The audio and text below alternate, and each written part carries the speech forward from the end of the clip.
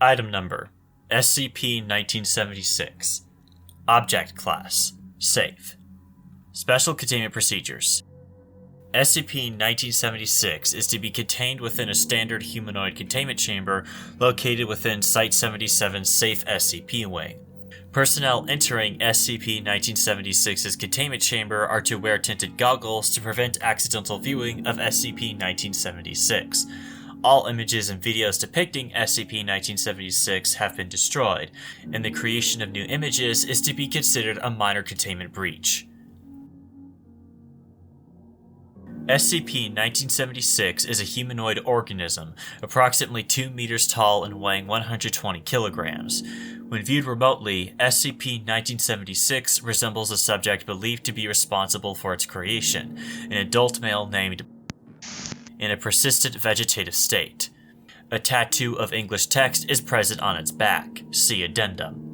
If a pubescent human subject is able to view SCP-1976, whether by seeing it physically or on a reproduced image such as a photograph or video, they will come under the immediate and permanent belief that SCP-1976 is the person they recognize as their father, who has recently been injured due to a serious accident. Subjects will attempt to draw attention to their father's condition, which will invariably lead to additional subjects being affected by SCP-1976. If an SCP-1976 affected person is present with their real father, they will not recognize them and react as though they were a stranger. Subjects who have never known a father figure, have a deceased father, or have lived without their father since early childhood will be unaffected.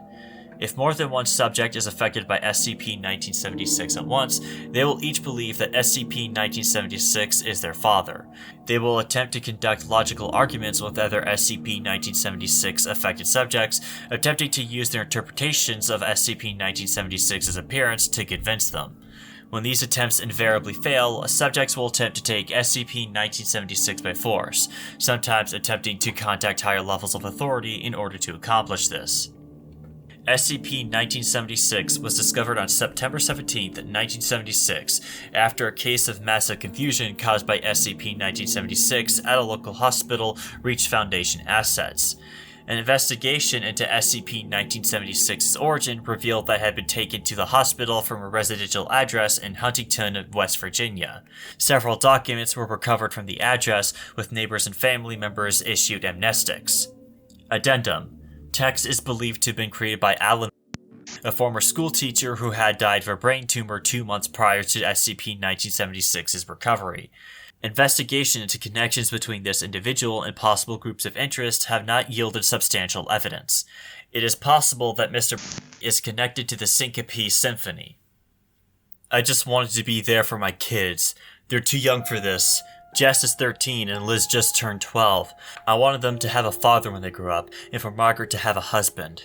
When we learned about the tumor, I wanted to spend as much time with them as possible, and I did. These past months have grown closer than ever, but my head keeps getting worse and our last days together are coming. They deserved better than old memories and photographs. Started making it with the things I saved from my younger days. It wasn't as much as there was back then, but it needed to be done. I got the body from the crematorium. Used to work there, so it wasn't much of a hassle to get in. Needed a minute. My head started to hurt as I write this. There's a ringing in my ears, loud and clear. Not ringing. I can hear how the children used to sing. It didn't take long to do. That was probably the problem, not spending enough time on it, making sure it was what it was supposed to be instead of what it actually was. I couldn't have done it over, but it couldn't have been destroyed. When I brought it home, I told them it was an emergency worker bringing Alan from an accident. It was bullshit, but the effect should have filled in the gaps. When I showed Liz and Jess the thing, they just asked where their dad was, and Margaret thought it was her dad. They asked me where their daddy was, and I couldn't tell them, and they cried, and I had to leave. Never went back. I didn't want to make them never have any father. I was just doing it for my kids.